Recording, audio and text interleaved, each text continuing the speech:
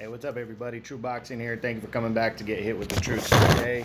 Going to be discussing some of my mid-year top 10s. I'm doing these from home. Took the day off today, so I want to knock out some real quick.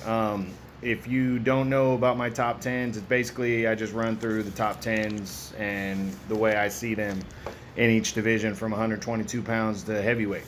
Don't forget, guys, I did my second episode of my True Boxing podcast.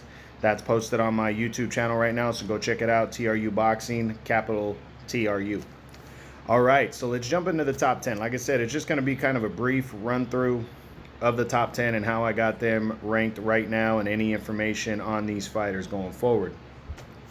So still at number 10 is the undefeated former featherweight champion, Shakur Stevenson. He's now the WBO interim super featherweight champ at 130. He defeated Jeffrey Nakatila in June by a convincing but kind of lackluster 12-round unanimous decision, but it guaranteed him and mandated him a title shot. And now it looks like sometime in the fall, him and Jamel Herring are going to lock horns for the WBO title, which is a big deal. So make sure you're checking that out. It's going to be a good fight, two southpaws, friends, and should take place on ESPN. And it's going to be a good fight. Stevenson, with a win there, is really going to move up the ranks at 130, and it's a really good battle right there. Still number 9 is former champion Tevin Farmer. Farmer hasn't fought in the first half of the year yet. He actually hasn't fought since his loss to Joseph Diaz last year. I don't believe he has fought since then. But he, as of right now, Farmer, the only news I heard out of him is that he's likely going to be moving to 135, but he hasn't made that announcement. He hasn't done it yet. Hoping we hear some news on what's going forward with him sometime soon. Number 8, dropping one spot from number 7, is former WBA secondary champion Rene Alvarado. Alvarado, at the beginning of January, had a rematch with Roger Gutierrez, a guy that he stopped a few years ago. And this ended up being a great fucking fight between these two. These guys went at it toe-to-toe. It ended in a very close unanimous decision for Roger Gutierrez, who scored 3 knockdowns, but he only won by 1 point on all 3 judges' scorecards. That means without those knockdowns, especially without the knockdown in the 12th round, that fight would have been a draw if he didn't get the one in the 12th round. And if he didn't get the other 2, Alvarado wins that fight. So it was very close. They are already good to go for their rubber match, which is taking place on, I believe it's August 14th on the Virgil Ortiz versus the Mean Machine undercard. So you're in for a treat on DAZN right there. It's going to be a really good fight right there. And Alvarado has a chance to become a 2-time champion with that win, and it's going to be good. Number 7 is Roger Gutierrez, the new WBA regular champion. As he wasn't ranked coming in, he's now number 7 because of that win over Alvarado. He has a chance to seal the deal, possibly move more towards the top 5 with by sealing the deal and leaving no doubt that he's the better man than Rene Alvarado. It's going to be a good fight. I'm looking forward to it. That's August 14th on DAZN on the undercard. So and that was a fight of the year candidate right there, guys. It kicked off the year in a major way. So make sure you check out the rubber match that takes place August 14th on DAZN. Number 6 is former 4-division champion Leo Santa Cruz. Santa Cruz is actually still the champion at featherweight, the super champion at featherweight, 126. He drops 2 spots from number 4. He's still coming off that brutal knockout loss to Gervonta Davis last October. Just finally heard something out of him and what he wants to do next. He's talking about he wants to move back down to 126, continue his career there where he still holds a title belt. And he wants to get Gary Russell Jr. in the ring. But that's just talk and speculation right now. We have no idea what he's actually going to do and when he's going to fight. But I hope he announces that soon and he bounces back. Number 5 is the undefeated former world title challenger Shavkat Rakhimov. Rakhimov got a mandatory title shot against Joseph Diaz for the IBF title back in February. Diaz, prior to the fight, didn't even come close to making weight. He was stripped of his title because of this. The fight went forward, and the vacant title was on the line for Rakhimov.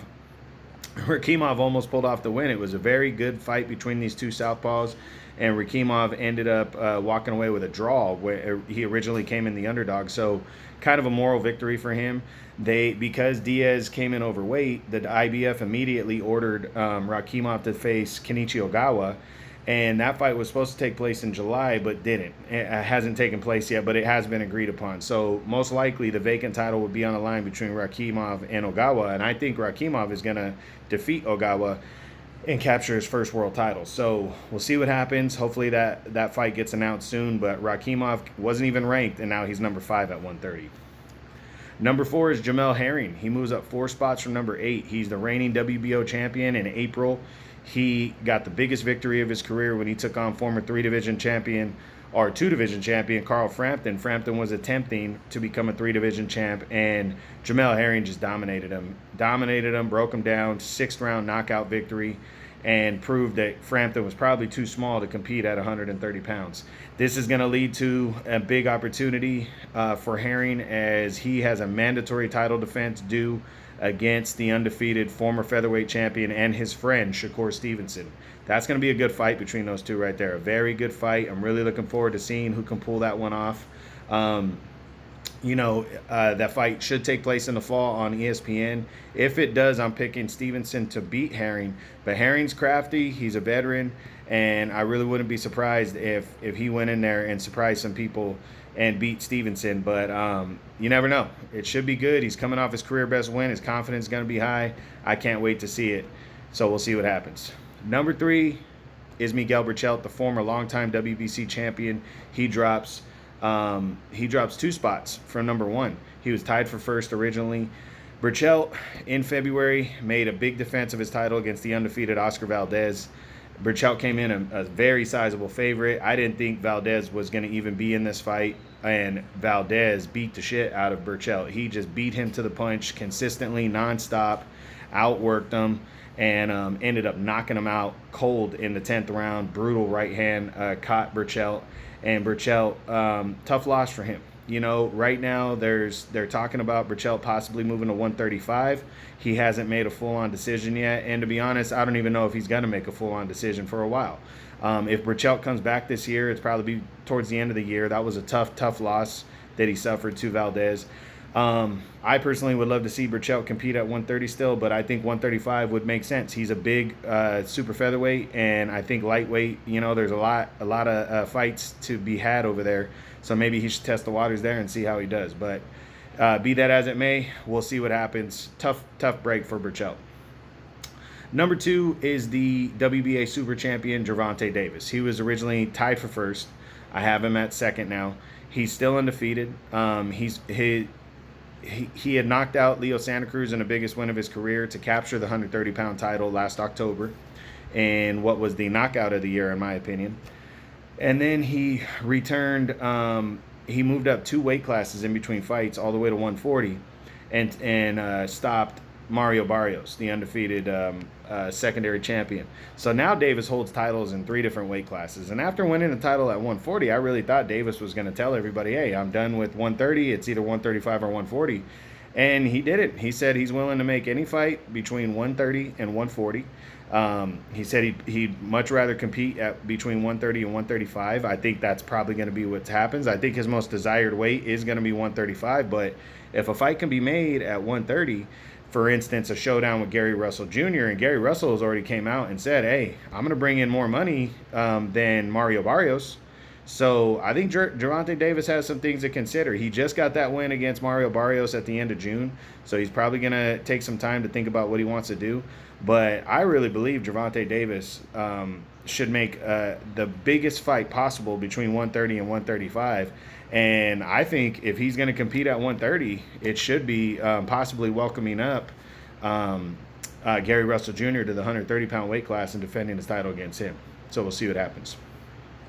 And then finally, at number 1, the undefeated Oscar Valdez, the new WBC super featherweight champ. He moves up 5 spots from number 6, following one of the biggest wins of the year, knocking out Miguel Berchelt and dominated him for 10 rounds. He really did. He consistently beat Berchelt to the punch. I think Berchelt was overlooking him. I really do.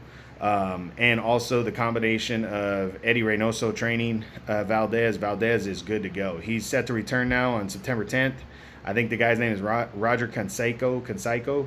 And, that dude's like a former Olympian, so doesn't look like a cakewalk, but he should be the favorite going in, and he should win that fight. But Valdez, big win. He's trying to line himself up for a unification bout against the Stevenson Herring winner, which is an easy fight to make for ESPN. So we're going to see what happens. But Valdez scored a monster win. We'll see if he can hold on to that top spot before the end of the year, and we'll see what happens. But 130 drastically changed, and we'll see how the changes go running through the end of the year. So I hope you guys really enjoyed it.